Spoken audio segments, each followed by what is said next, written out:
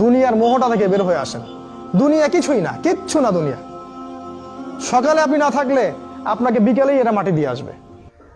চোখ বন্ধ করে চিন্তা করবেন রাত্রেবেলা আপনি পৃথিবীতে নাই, আপনার স্ত্রী, আপনার সন্তান, আপনার প্রতিষ্ঠান, আপনার সংগঠন, আপনার সবকিছু কি থেমে আছে না চলছে?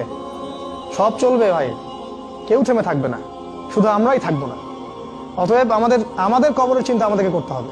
জ্ঞান অনুযায়ী আমল করি, অবহেলা না করি ইনশাআল্লাহ। 3 নাম্বার, আদর্শ পরিবার গঠন করেন। পরিবারটা হবে ডিনামাইট। রাষ্ট্র বিশ্ব কই যায় যাক, আপনার পরিবার যেন ইসলামের আদর্শের উপর থাকে। কারণ কু আনফুসাকুম ওয়া আহলিকুম নার, নিজে বাঁচো জাহান্নামের আগুন থেকে, পরিবারকে বাঁচাও। আপনার ছেলের ব্যাপারে সচেতন হন, মেয়ের ব্যাপারে সচেতন হন, স্ত্রীর ব্যাপারে সচেতন হন। আপনার পরিবার, আপনার রক্তের সম্পর্ক, আত্মীয়, এদের মাঝে আপনি দিনের প্রচারটা করেন।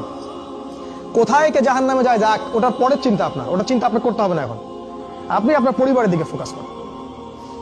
যদি আপনি পরিবারকে ইসলামিক আদর্শে গড়তে না পারেন বা অবহেলা করেন, অবশ্যই আপনাকে এর জন্য আল্লাহ পাক জবাবদিহি করাবেন।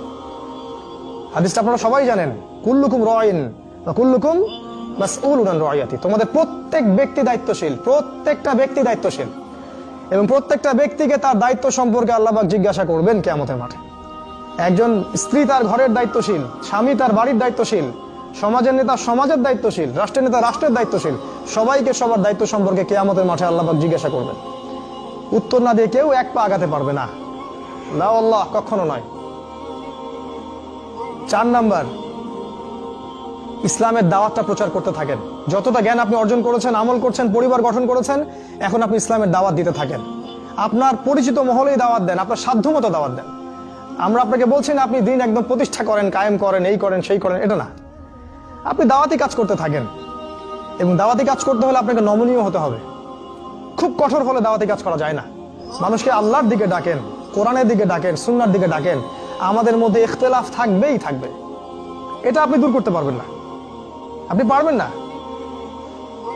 একটা হাদিস সবাই একই রকম বুঝবে, এটা আপনি পারবেন না। সাহাবীদের মধ্যেও ইখতিলাফ ছিল। অতএব আপনি সবাইকে আল্লাহমুখী করার চেষ্টা করুন, যাতে ঠিক আছে তার সাথে আমার 2-1টা বিষয় ইখতিলাফ আছে, ঠিক আছে ফাইন, কিন্তু তারপরেও সে আমার মুসলিম ভাই, সে আমার অংশ, আমি তার অংশ। আমরা পুরো সবাই মিলে একটা উম্মাহ, একটা দেহের অংশ। নবীজি বলেছেন দেহের এক অংশ আঘাত পেলে অন্য অংশে সেটার আঘাত লাগে, কষ্ট পায়।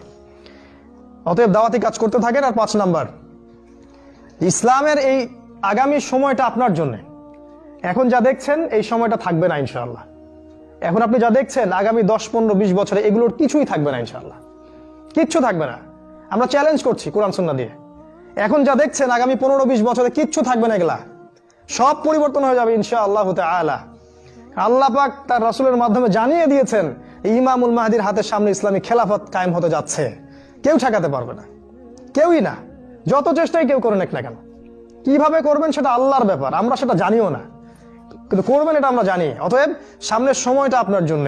প্রজন্ম গড়ে যান, যুবক ভাইদেরকে তৈরি করে যান, আপনার সন্তানদেরকে তৈরি করে যান, এবং তারা আল্লাহর পথের দায়ী এবং মুজাহিদ হতে পারে আগামী দিনগুলোতে।